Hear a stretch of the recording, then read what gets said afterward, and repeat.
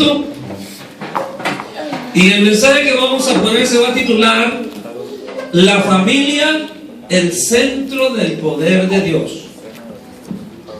Yo casi ya hace un tiempito que está orando, y una de las cosas que yo quiero que aprendamos en este día es la importancia de la familia. La importancia que radica dentro de la familia es algo extremadamente importante. Y una de las cosas que nosotros debemos de entender, que la familia es como una muralla en la que Dios reposa su poder. El poder de Dios es algo que es dado, pero sin embargo el diablo sabe que cuando la familia se desintegra, entonces el poder de Dios es en vano. No importa que tanto tenga Dios poder, no importa. Cuando el poder de Dios reposa sobre un vaso inútil o un vaso malo, entonces el poder de Dios queda inutilizado. De tal manera que el diablo sabe que destruyendo este vaso, el poder de Dios se va a derramar y entonces va a ser sin fruto. Es como la Biblia dice que la palabra de Dios es como una espada de doble filo que penetra, parte el alma, la coyuntura, los tuétanos, discierne las intenciones del corazón. Es como jabón de lavadores, cuando lava es como un jabón que lava. La palabra de Dios es como agua que purifica, pero que sin embargo deja de tener efecto, aunque es poder, la palabra de Dios es poder, deja de tener efecto si nosotros no la guardamos. Sí, Señor. Eso queda inútil, así sea el poder de Dios escrito, queda desestimado al nosotros no ponerlo por obra. Y no importa qué tanto poder tenga. De igual manera, la familia es la muralla, es el vaso, el medio que Dios utiliza para la construcción del cuerpo de Cristo. El diablo sabe que destruyendo las familias y desintegrándolas, entonces el cuerpo de Jesucristo va a ir siendo mermado. Y está utilizando diferentes cosas, diferentes medios para la destrucción de la familia.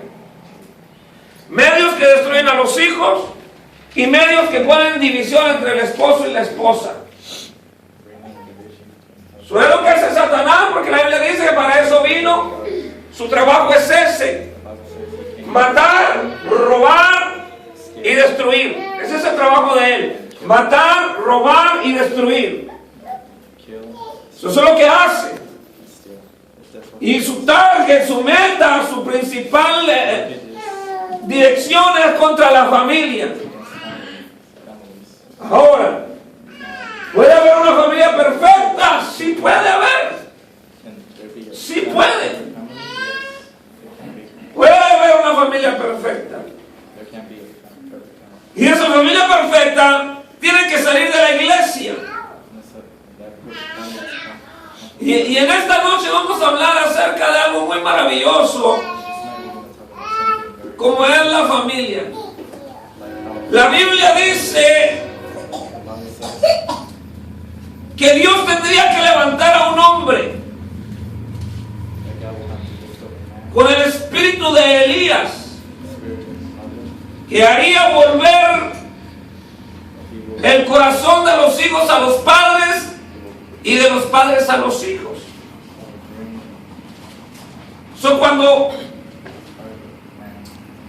antes de la venida de Cristo había una destrucción familiar completa en el pueblo de Dios. Era una destrucción. Iba a hacer falta un hombre con el espíritu Zacarías que tuviera la capacidad de volver el corazón de los hijos de los padres hacia el corazón de los hijos a los padres y el corazón de los padres a los hijos. Sin esto no se hubiera podido manifestar el poder de nuestro Señor Jesucristo ahí. ¿Por qué? Porque lo que había era división, había destrucción. No había nada. Dios necesitaba levantar a ese hombre. Y entonces, 6 meses antes del nacimiento de nuestro Señor Jesucristo, queda embarazada una anciana que se llamaba Elizabeth. Y entonces Dios dio un mandamiento que se llamara el hijo Juan. El padre no creyó. No creyó que pudiera tener un hijo la vieja. Estaba muy vieja, era una anciana ya, demasiado vieja, ya no podía tener hijos, ya había pasado la costumbre de tener hijos en ella. Eso ya no ovulaba. Entonces se atreve viendo a un ángel, a un ser angélico, porque es lo que pasa cuando la familia está así toda destruida. Usted sabe, Zacarías y Elizabeth no tenían hijos. Entonces, el amor se puede convertir en un hábito, en una costumbre. No voy a estar viejo apestoso aquí, la vieja olorosa, y ya los dos ahí estamos los dos hediondos. Y no tiene que ser precisamente amor. Se convierte en un hábito, en una costumbre. Se hace un hábito. Estoy aquí porque pues el viejo ya está aquí. Entonces, cuando se le aparece el ser angélico a Zacarías y le dice, va a tener un hijo tu mujer, él no creyó. Y le pide una señal. Entonces el ángel se molesta y le dice, yo soy Gabriel que está siempre delante de la presencia de Dios, y la señal que te voy a dar es que te vas a quedar mudo hasta que se cumplan mis palabras. Inmediatamente se quedó mudo, se trabó, ya no pudo hablar. Inmediatamente. ¿Por qué? Porque Dios lo que estaba haciendo era iba a empezar a formalizar, a establecer la vida de Zacarías y Elizabeth. Iba a empezar a establecerlo. No se podía establecer si no había un hijo en medio, o 2 o 3 o 4. Zacarías era sacerdote. Entonces Dios lo que iba a hacer es que iba a utilizar a los 2 viejos para sacar de ahí, completar el núcleo familiar, porque una familia se puede convertir se puede hacer en el esposo y la esposa, pero está incompleta hasta que vienen los hijos. Por eso en el Antiguo Testamento era una gran vergüenza que las mujeres no tuvieran hijos. Era vergonzoso, era una afrenta. Entonces se acostumbraba que la esposa le daba a la sirvienta al marido para que la sirvienta tuviera hijos del marido y fueran hijos de ella. En sí, como ahora que los hombres venden o donan o dan el esperma, o como las mujeres surrogates que prestan la panza para tener hijos y les pagan como $30,000, pagan bastante. Porque hay gente que no puede tener hijos. Quiere decir que una familia sin hijos está incompleta. Entonces Elizabeth y Zacarías estaban incompletos. Aunque él era sacerdote, estaban incompletos. Entonces viene Dios y le dice, la viejita va a tener un hijo. Va a tener un hijo. Él no le creyó, ¿cómo va a tener un hijo? Aparte de que muchas de las veces llega un momento que la pareja se habitúa a estar solo. Estar sola, sí. Entonces viene, no le cree, se queda mudo. Pero esa misma noche algo sucede que Zacarías se pone enamorador. Zacarías se pone un poquito romántico, así, pues, imagínense después de ya mudo, porque antes sin mudencia no estaba romántico. Ya mudo, se puso romántico, no sé si se bañaría o se perfumaría, pero llegó con la viejita y se allegó a ella, y esa misma noche quedó embarazada. Y entonces nació un hombre, un niño. El libro del Evangelio según San Lucas lo llamó el mismo padre. Cuando le volvió el habla, le dijo: y tu niño, profeta del Altísimo será llamado. Y le da una profecía maravillosa. Y entonces ahí sale Juan el Bautista cumpliéndose la profecía de que vendría un hombre con el espíritu de Elías para volver el corazón de los padres a los hijos y el corazón de los hijos a los padres. La profecía, Dios mismo dice que tendría que mandar a ese hombre, porque si entonces no se unía a la familia, entonces Dios mismo tendría que destruir la tierra. La razón principal por la que Dios puede destruir la tierra es por la destrucción familiar, la desintegración familiar. Todos los problemas que hay en el mundo están basados en la desintegración familiar, en el desorden familiar, en el desorden del núcleo que Dios dispuso para ejercer su potestad aquí en la tierra. En el tiempo de Juan el Bautista, todo el pueblo de Dios estaba desintegrado, los padres odiaban a los hijos odiaban a los padres, se aborrecían. No había nada bueno. Acuérdense que dice la Biblia que cuando el Señor Jesucristo iba caminando, iban los discípulos con él y vieron a un ciego. No les quiero contar toda la historia. Cuando ven al ciego, le preguntan: ¿y este por qué nació ciego? ¿Porque pecó el papá, la mamá o por él? Y el Señor le dijo: ni por papá, mamá, ni por él, sino para que se glorifique, el nombre de Dios sea glorificado. Y le pone lodo y le devuelve la vista. Pero dice la Biblia que cuando lo encuentran los fariseos, era un día que no se podía curar. Vienen y le hablan a los padres y le dicen: ¿ese es su hijo? ¿El que nació ciego? Y ellos dijeron: pues que es que nuestro hijo, pues sí es. Si es el hijo y que nació ciego, pues sí es ese es el hijo de nosotros que nació ciego. ¿Pero quién le sanó? ¿Quién le devolvió la vista? Eso no lo sabemos. Pregúntenselo a él, porque edad tiene suficiente para que les conteste. Y dice más adelantito una nota, dice: porque había habido una denuncia de que los que vinieran y apoyaran al Señor Jesucristo iban a ser sacados del templo, iban a ser expulsados. ¿Qué les importó más? La tradición de estar en el templo que su propio hijo. Ahí estaban diciendo: hagan lo que quieran con su hijo, porque tenían miedo que los expulsaran del templo. Entonces dijo: ahí está, ese es el hijo. Y nació ciego. ¿Quién lo sanó? ¿Quién sabe? Sí sabían, pero no lo quisieron decir. Prefirieron que hicieran lo que les diera la gana con el hijo, que ser expulsados de allá del templo. Había ese tipo de desintegración. Juan el Bautista viene a unir la tierra. Jesucristo no iba a poder hacer nada iba a poder hacer en medio de un pueblo dividido. No lo podía hacer. Estaba una destrucción completa. En este tiempo, igualmente, Dios mismo se está manifestando a la tierra de diferentes maneras, pero el único propósito es de unificar a las gentes, de hacer uno.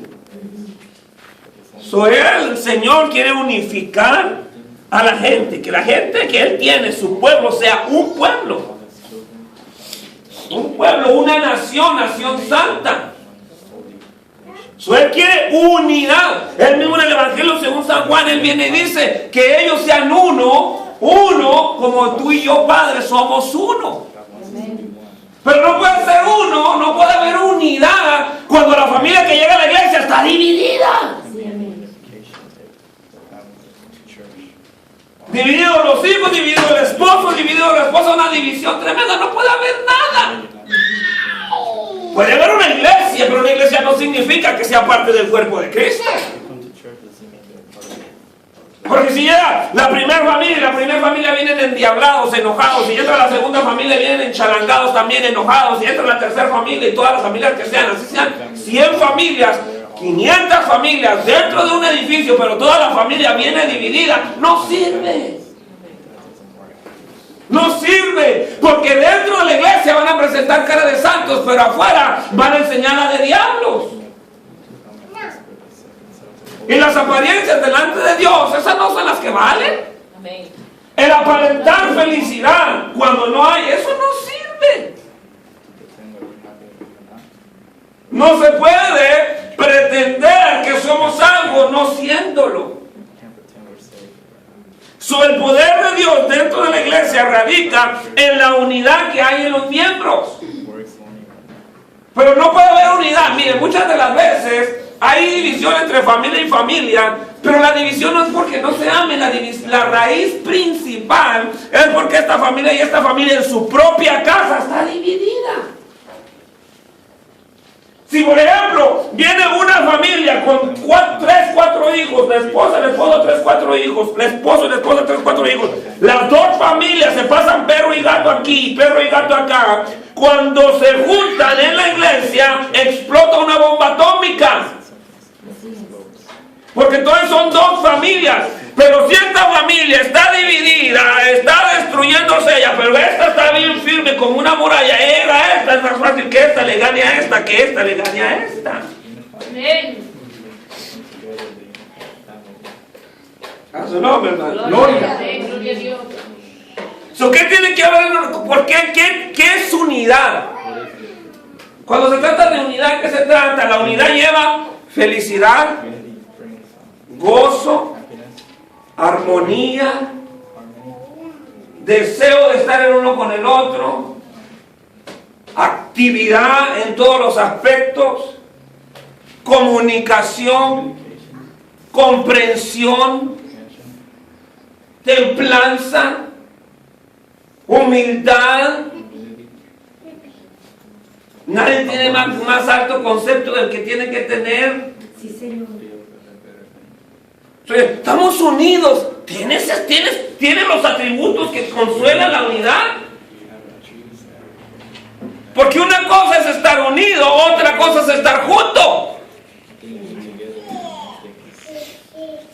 Una cosa es que estemos aquí juntos, otra cosa es que estemos unidos. La Biblia dice, mirad cuán bueno y cuán delicioso. Mire bien lo que dice, es habitar los hermanos juntos, lo dice, y en armonía. Amén. Esa es la unidad. La unidad no solo es estar juntos, pero estar armonizando. Nada se oye chueco, todo es una armonía, todo es una perfección. No hay palabra hueca, no hay palabra mentirosa, no hay hipocresía, todo es realidad, todo es verdad. La iglesia tiene que tener amor, tiene que tener armonía, pero no viene esto a la iglesia si las familias están divididas. ¿Cómo? ¿Cómo yo voy a darle a otra persona lo que yo no le puedo dar a los míos que están bien cerquita? Poniendo el ejemplo, el primero de Juan dice, si tú no amas al hermano, al que ves, ¿cómo vas a amar a Dios al que no ves? En otras palabras, si tú no estás unido con la persona que tú la estás viendo, no la puedes estar unido, amarla, cuidarla, respetarla, ayudarla, sostenerla, estar cerquita de él. No puedes hacer eso con el que la estás viendo, que está apareciendo. Ahora Dios que no lo ves. Dentro de la iglesia, como yo si somos... Oiga, es triste que seamos hermanos y seamos extraños. Y cuando no somos extraños, cuando es el chisme. Cuando lo malo, eso sí lo sabemos. No sé cómo, pero es algo como un submarino que saca una luz y saca todo lo chiquero. O sea, en lo malo sí estamos enterados, pero qué raro que no nos conocemos. La iglesia no es nomás llegar, oír y me pelo cada quien otra vez por su vida, por su cuenta y a ver, a batear y a ver qué hacemos por todo. Vamos, no es eso. Se supone que en la iglesia, si hay un mensaje y hay una dirección, la armonía radica en que cuando salimos aunque vamos en diferentes lugares, el trabajo que hacemos tiene que ser el mismo allá, aquí, dependiendo de la cantidad de familias. Pero ¿qué tal que usted sale de aquí? Aquí está junto, oyendo todo lo mismo que Dios quiere que hagamos. Pero cuando salimos así, ya cada quien hace su propia voluntad. Sí, Señor. Y entonces ya no hay armonía. Venimos otra vez.